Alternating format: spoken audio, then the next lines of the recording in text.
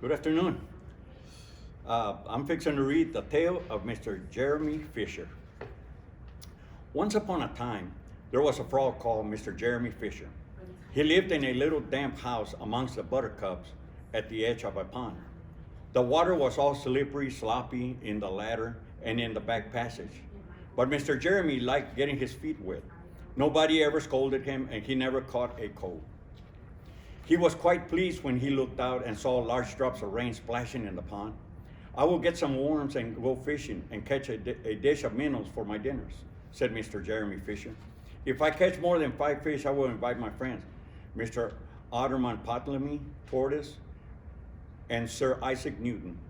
The Otterman, however, eats salad." Mr. Jeremy put on a mackintosh and a pair of shiny galoshes. He took his rod and basket and set out with enormous hops to the place where he kept his boat. The boat was round and green and very like other lily leaves. It was tied to a water plant in the middle of the pond. Mr. Jeremy took a reed pole and pushed the boat out into the open water. "I know a good place for minnows," said Mr. Jeremy Fisher. Mr. Jeremy stuck his pole in the mud and fastened his boat to it. Then he settled himself cross-legged and arranged his fishing tackle. He had the dearest little red float. His rod was a tough stalk of grass, his line was fine, long, white horsehair, and he tied a little wiggling worm at the end. The rain trickled down his back, and for nearly an hour he stared at the float. "This is getting tiresome. I think I should like some lunch," said Mr. Jeremy Fisher. He punted back amongst the water plants and took some lunch out of his basket.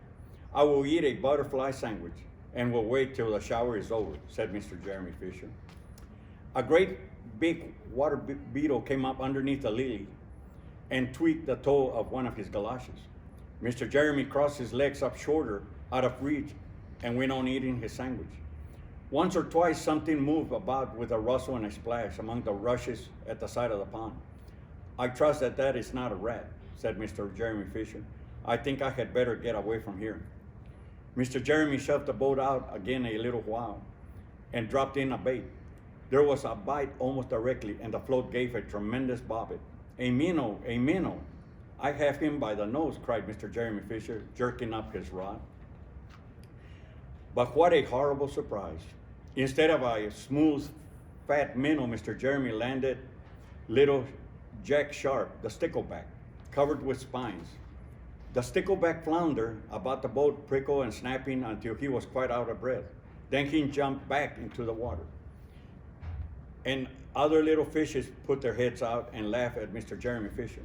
And while Mr. Jeremy sat disconsolately on the edge of his boat, sucking his sore fingers and peering down into the water, a much worse thing happened.